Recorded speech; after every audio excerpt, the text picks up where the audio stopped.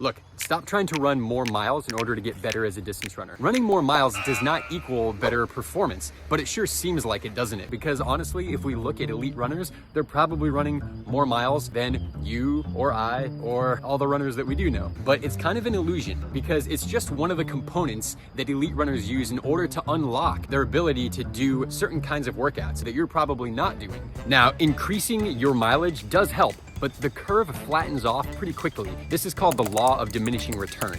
And what it means is that basically if you go from not running at all to running 10 miles per week, you're going to have a pretty good increase in your ability to run any distance. And if you go from running 10 miles per week to maybe 20 or 30, you're gonna have yet another nice big bump in your ability to perform well. But then going from 30 to 50, you'll have a little bit of a bump, and 50 to 70, even less, and it starts to flatten out until there's not really much performance benefit happening. Going from 110 miles per week to 120 might not yield any performance benefit, and in fact, it might actually hurt your performance because you start to perhaps overtrain or get hurt.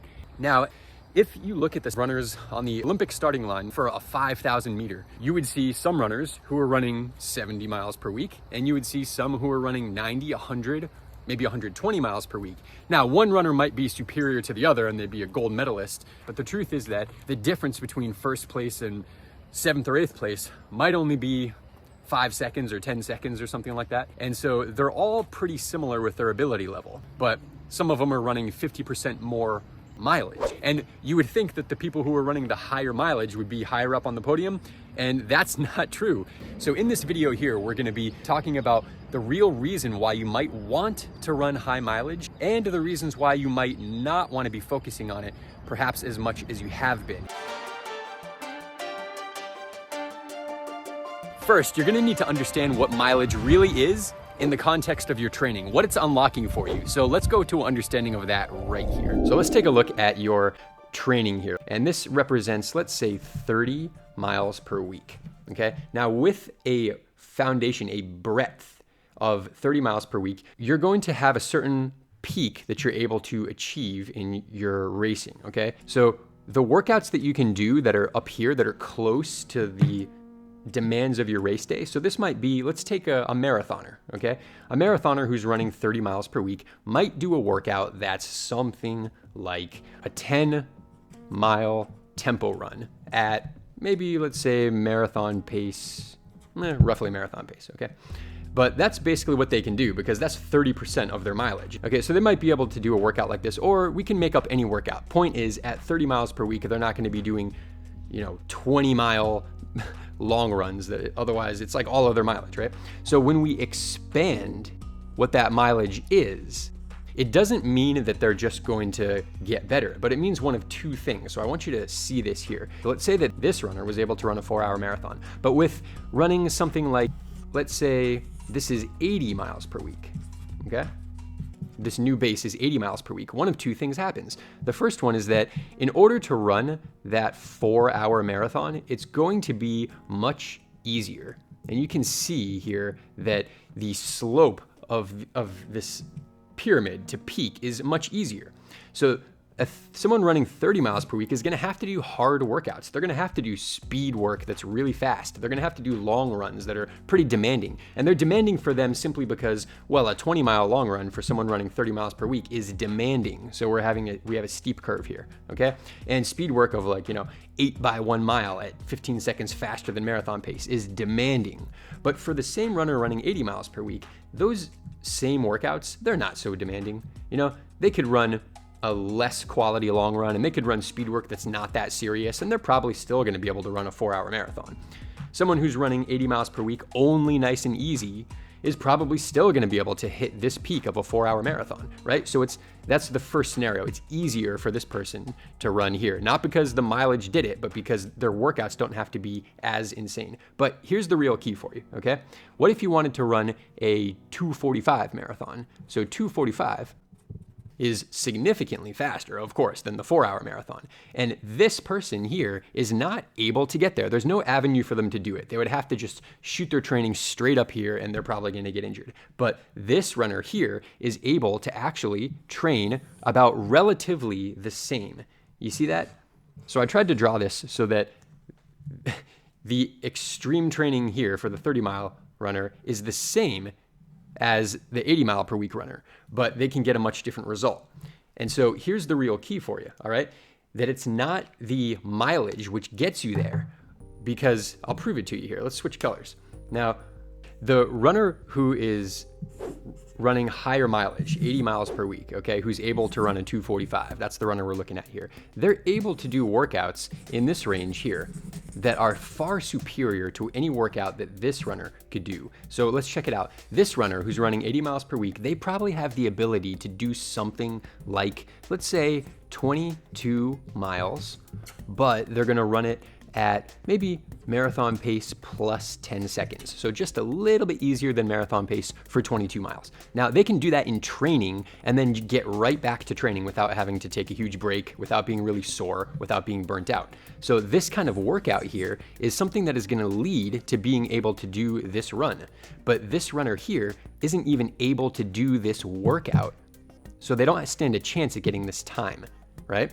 So the higher mileage is showing us here that it leads to being able to do higher quality workouts, which lead to the time. The mileage itself doesn't lead to the time, but the higher workout does lead to the time. Now, it doesn't have to just be long runs. We could go on the other side of the spectrum here and talk about speed. So let's talk about speed work that this runner might do, the 80-mile runner might do that the 30 can't. Let's say it's something like 5 by 5K. And we're gonna do each of those 5Ks at, well, maybe marathon pace minus 10 seconds per mile, okay? This is quite a big workout. You're gonna get like 15 miles at faster than marathon pace. It's really a big workout. And this runner might be able to do it because they have this foundation of both speed and endurance. They've got this whole 80 miles per week of foundation, okay, that this runner doesn't have. And so this runner here is gonna be able to not only do higher quality long runs, which will lead to a better performance, but they're also able to do higher quality, more volume at speed work, which will also lead to this time. And that's the reason why this runner might race better. It's not the mileage itself, because if they didn't do the workouts, they didn't do these workouts, they're not going to get the time. You can run 80 miles per week or 100 miles per week and still not run a 2:45. For sure. I know a lot of runners who are in that category. Ultra runners, for example, sometimes run 80 to 120 or more, just regular old ultra runners, but they can't run that fast. Why? Because they haven't done the workouts that would lead to it. They do workouts for, an ultra run, which are different, which we won't go into here right now. That is actually my personal passion. I'm an ultra runner myself, and we'll save that for another video. I just want to share this concept with you before we move on. So back to this here. This is the reason why, okay? Now I'm gonna highlight for you that workouts like these are the kinds of workouts that anybody can do. It's just the volume that they do them which differs. Inside of my book, Run Elite, Train and Think Like the Greatest Runners of All Time, I actually break down for you these kinds of workouts and how you can take them and apply them to any mileage, any fitness level that you currently have. And the way that we do that is essentially by taking these workouts here and we just make them fit onto this pyramid wherever it meets you. So if you're running 30 miles per week, we can do these kinds of workouts, but we don't do them at the same volume. We still might do, less volume, but at the same speed. So this runner might run 12 miles at marathon, a little slower than marathon pace. And they might do for speed work, instead of 5 by 5K, they might do something like 2 by 5K or 3 by 5K at a little bit faster than marathon pace. And they'll be able to get their, look at this, 4-hour marathon. And that's kind of how it works. So the kind of training that works in order to peak your performance is the same. That is not to say that people who train the same will get the same result. No, it has to be individually tailored to you, but the principles remain. And so for here, in order to do really well, the principle is that you want to have a foundation. That's a principle, and you can get there a lot of different ways. And then the other principles are you want to do workouts that are both endurance workouts and speed workouts that get closer and closer and closer and closer and closer to being specific to your race pace. Whether it's a marathon or a 5K, those are the principles that we want to be able to use, and that's what I call the triphasic model. There's a base training, there's support training, and there's specific training. If you want to learn more about that, then check the link below. You can grab the Run Elite book. It's blowing up right now. It's doing really well. It's going to explain this to you in every detail that you could possibly need in order to set up your training for yourself. But this here is just an overview so that you can see visually now that mileage alone is not what determines performance, but when you tend to run a higher mileage, you have the potential to do bigger workouts that lead to a better performance. Now, if you're someone who's running lower mileage and you try to do these workouts that are much bigger, they're outside of the base. Here's the base of a 30-mile-a-week runner right here, right? Now, if you try to do workouts that are outside of what you're capable of, then you are asking for trouble, my friend. It's not a good idea because you're going to likely get injured. If this runner tried to do these two workouts in 1 week, well, guess what? They're already screwed. They can't do it because it's 37 miles right here. So they can't even do it by definition. Otherwise, they'd be running 37 miles per week instead of 30, okay? So they can't do it by definition. And I hope you can see that now. I can tell you with my own journey as a runner that focusing on mileage has kind of screwed me up earlier on in my running career, but it's kind of helped me later on. So early on when I was in high school, I thought that mileage just really mattered and was the end all be all. And I was running like 25 or 30 miles per week. And I thought that if I just upped that mileage, that I would be able to keep up with the faster guys on my team, really. And so I spent a summer where I went full Rocky mentality, you know, where nothing's gonna stop you and you feel really badass about your training. And I would just run a lot. For me at the time, I hit something like 45 miles in a week. And then I ended up hurting my hip. And I hurt it so badly that for the next 6 years, it kind of just like stuck around and plagued my running all throughout the rest of high school, all throughout college. And it wasn't until maybe 10 years later where I finally learned to slow it down. And I just ran, 30 miles per week. And then it was about 10 years before I was able to run 50 miles per week every week. I had to mature just in my body and in my running. I had to let the adaptations come slowly, and I really had to let go of that mentality.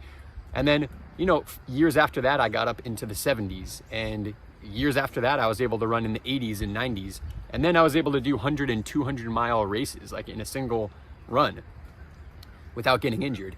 And it took a long time. It took until my mid-30s, and I had been running since I was a young teenager. So patience is really the name of the game here. Now, some people are really like gifted where they can just train super hard and not get hurt, but that's not most people. So let's not compare ourselves with runners who are, 23 years old and running hundreds of miles per week, because they are the cream of the crop. And they do have some genetic gifts here. I'm not going to tell you that they don't, because they definitely do. But you have some genetic gifts as well, and perhaps they don't need to be on the level of a Kelvin Kiptum or Eliud Kipchoge or a Paula Radcliffe. They don't need to be there. They can just be the best for you. And I really suggest to you that you take a long-term approach with your mileage. And instead of measuring mileage on a weekly basis, we can get really caught up in trying to satisfy the logbook. And have you ever been guilty of this? I've done this before, where you run a long run, maybe on a Sunday, and then you run another long run the next weekend, but maybe it's on a Saturday. And technically within a week, you ran really high mileage because you got 2 long runs in. And you tell yourself that you're running, oh, wow, I just ran whatever high mileage in this week. And you really did. And it's a little bit artificial, isn't it? Because even though you did it, you're not going to repeat it the next week. And you didn't have it the week before that. So I encourage you to zoom out, and when you're looking at your mileage, to look at it from a month over month, because a month doesn't lie. It tells you how many days you average, like taking off, how many long runs you really did consistently, and what your weekly mileage really averaged over a 4-week period. And this is a more accurate snapshot. And I can also tell you with my own experience in running road marathons, is that I ran my best times when I lowered my mileage, but I increased the specificity of my training. In fact, I was running my first Boston that I ran, I was trying to break 3 hours, and I ran pretty close to it, but I didn't get it. And it was ideal running conditions, perfect weather. And then the next year, I ran a little bit less mileage, but more specificity in the marathon. And I smashed that 3-hour barrier, and I did it with a headwind and with freezing rain. So how did I get better with running less mileage? Well, it was the increase in, we said it here a bunch of times, in specificity, right? So depending on what the event is that you're gonna run, you wanna run highly specific for that event.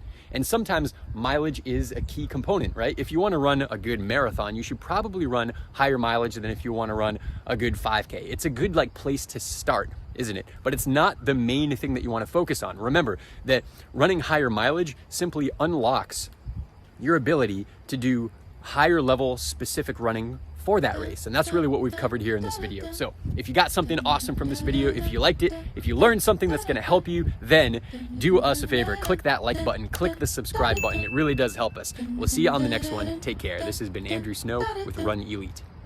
And thank you so much if you're one of our readers who's got the book and left us an awesome review. But if you haven't yet, go ahead and pick up your copy, Run Elite. It's on Amazon right now, it's on Audible right now, Train and Think like the greatest runners of all time. So go ahead and pick up a copy of the book, and thank you so much for being a member of our group here and watching our videos. And if it weren't for you guys, we wouldn't have even made this. So take care, and thank you for making it a success.